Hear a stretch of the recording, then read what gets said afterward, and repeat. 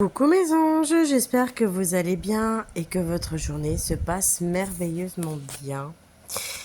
Je voulais revenir vers vous, avec un sujet euh, qu'on avait déjà un peu parlé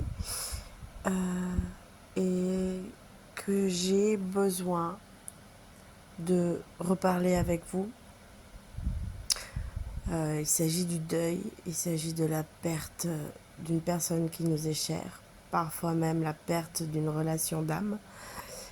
Alors déjà, toute première chose, si vous le vivez ou si vous l'avez vécu dernièrement, je suis vraiment désolée, je suis de tout cœur avec vous. Je sais à quel point perdre quelqu'un est difficile, compliqué et lourd. Je, je sais que c'est pas facile du tout. Et j'aimerais vraiment que vous compreniez que le deuil se fait par plusieurs étapes et que chacun, je dis bien chacun, avance à son rythme.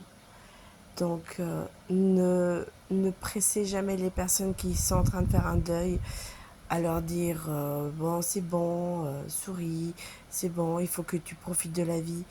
Il faut vraiment que chaque personne puisse vivre ses émotions. Il y a des étapes à faire et ces étapes, il faut vraiment les vivre et les respecter.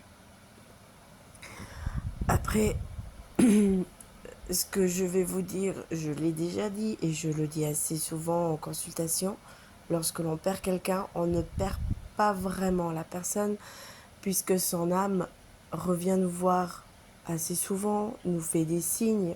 Et oui, il faut simplement juste bien observer tout ce qui se passe autour de soi et vous verrez que les signes, vous les aurez.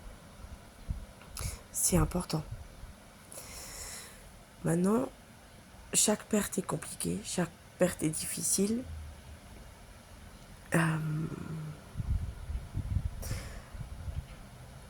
Mais c'est vrai que de perdre quelqu'un avec qui on avait une relation d'âme est